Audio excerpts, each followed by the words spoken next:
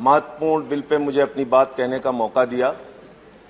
मैं सबसे पहले तो इस संशोधन का समर्थन करने के लिए आम आदमी पार्टी की ओर से खड़ा हुआ हूं सर।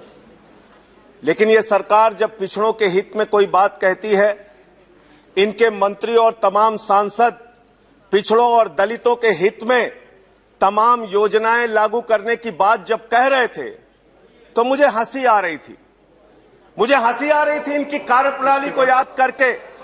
ये वही भारतीय जनता पार्टी है, ये वही भारतीय जनता पार्टी है सर, जिसके राज में उत्तर प्रदेश के अंदर आदित्यनाथ जी की सरकार में पिछड़ा वर्ग आयोग की रिपोर्ट है। ये क्या हो रहा है? फिर मैं बैठ जाता हूं, इन्हीं को बोलने दीजिए। ये क्या कर रहे हैं लोग? प्लीज प्लीज आप बोलिए। राष्ट्रीय पिछड़ा वर्ग आयोग की यह रिपोर्ट है जिसमें यह साफ तौर पे कहा गया है 22,000 शिक्षक 69,000 शिक्षक भर्ती में 22,000 नौकरियां पिछड़े वर्ग के लोगों को मिलनी थी, उनको मात्र 3.8% आरक्षण दिया गया। उनकी 18,000 नौकरियां खाली। यह हकीकत है सर, राष्ट्रीय पिछड़ा वर्ग आयोग की रिपोर्ट है।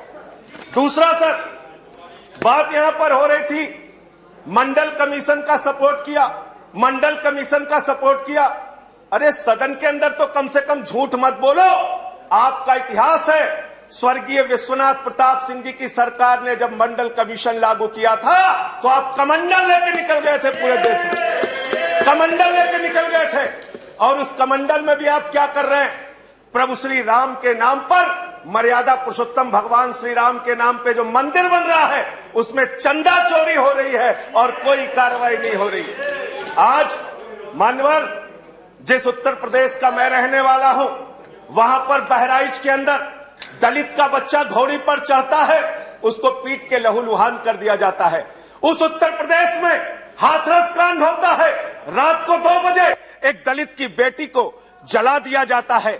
उसी उत्तर प्रदेश में बलिया के अंदर जयप्रकाश पाल जो पिछड़े वर्ग का है, उसको सारी सरकार के सामने, सीओ के सामने, एसडीएम के सामने उसकी हत्या कर दी जाती है। सर, आज ये हालत है। इनके राज्यों में क्या हो रहा है मैं दिखाना चाहता हूं। गुजरात के अंदर मूंछ रखने पे दलित की हत्या हो जाती है, मूंछ रखने पर दलित की हत्या हो जाती है। आपके जहां जहां आपकी सरकारें हैं, जहां जहां आपके राज्य में भारतीय जनता पार्टी की जहां सरकार है, वहां दलितों को, पिछड़ों को, शोषितों को दबाने का काम आपने किया है। और मैं आपके माध्यम से मांग करना चाहता हूं सर, इनसे मांग करना चाहता हूं कि अगर वास्तव में आप दलितों और पिछड़ों के लिए कुछ करना चाहते हैं तो ये 50% की जो आपने सीमा है, इस सीमा को बढ़ाने का भी आप बिल लेके संसद के अंदर आइए, वरना ये दिखावा मात्र होगा।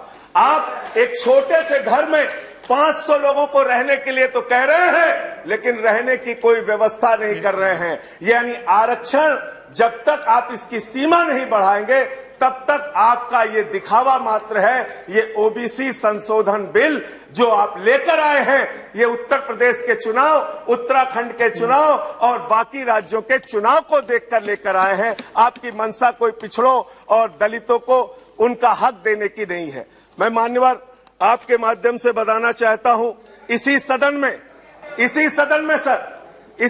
में एक माननीय सदस्य ने प्राइवेट मेंबर बिल प्रस्तुत किया था, विजय साई रेड्डी जी ने, और उन्होंने कहा था पिछड़ों का आरक्षण संसद और विधानसभा के अंदर भी होना चाहिए था। भारतीय जनता पार्टी ने खुलेआम उसका विरोध किया इसी सदन में। वो दर्ज है कार्रवाई विजय साई रेड्डी के प्राइवेट मेंबर बिल पे। आप बात करते हैं, आप पिछड़ों और दलितों के हित की बात करते हैं। तो मैं मान्यवर ये कहना चाहता हूं, खास तौर से उत्तर प्रदेश में ऐसा राज्य है, मैं आज सुबह आ रहा था, मुझे पता चला 15वां मुकदमा लिख दिया मेरे ऊपर। गैंगस्टर बना रहे हैं सर, मुझे गैंगस्टर बना रहे हैं, बिल पे, गैंगस्टर बिल पर योगी जी से कहिए बिल पर बोलिए, इनकाउंटर कर दे, मेरा इनकाउंटर कर दे। 15 मुकदमे लिख दिए सर, 15 मुकदमे। मेरा जुर्म क्या है, अपराध क्या है? मैंने चंदा चोरी का मुद्दा उठाया। पिछड़ों की बात आप कर रहे हैं। जो किसान आंदोलन पे 8 महीने से बैठा है वो भी पिछड़े वर्ग से है सर, उसको हक दीजिए। धन्यवाद संजय सिंह जी, वापस लीजिए। धन्यवाद संजय सिंह जी। कंक्लूड कर रहा हूं सर, कंक्लूड कर रहा हूं। जो इस देश के पिछड़े वर्ग के लोग महंगाई से परेशान हैं, उनकी नौकरियां चली गई, उनको हक दीजिए उनका सर। कोरोना की महामारी से उनकी कमर टूट गई। पिछड़े वर्ग के लोग बहुत परेशानी में हैं, तकलीफ में हैं। अगर उनकी पीड़ा को आप समझना चाहते हैं तो उनको हक दीजिए।